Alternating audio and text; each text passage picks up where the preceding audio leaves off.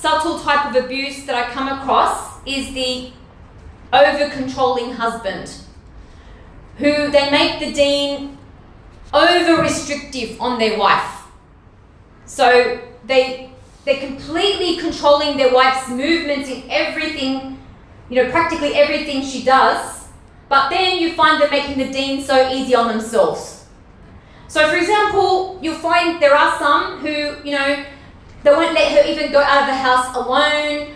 She can't have Facebook. She's not allowed to, she's not allowed to have any type of social media. He's over restrictive on her hijab, he's over suspicious. Now I'm not talking about, of course, men have rights in advising their wives and being leaders and things like that. So we've got to get the balance there too. But we're talking about, it's not a normal type of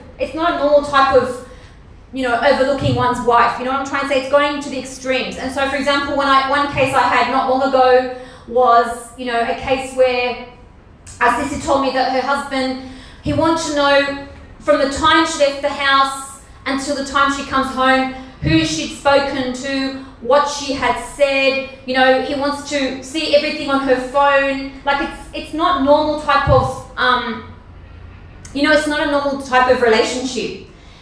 And what we do find in a lot of these cases where the men are over-restrictive, like with their women, unfortunately, I'll be honest, in a lot of cases, it turns out that these men end up becoming porn addicts, like they're actually porn addicts, or they're cheaters, like that they are themselves talking freely to women, having relationships with women behind her back, but yet with her, they're so strict. And these type of things really can cause women, a lot of women, it really shakes them in their deen, because what happens is they say, I was doing everything Islamically, I was trying to please him, in every way, I was trying to obey, Allah in all of the aspects of my deen, in my hijab and everything, and yet he was, having all these relationships with women, he wasn't honest, he was maybe even, may protect us, sleeping around, that's sometimes has happened, And so sometimes, unfortunately, the woman, because she realizes that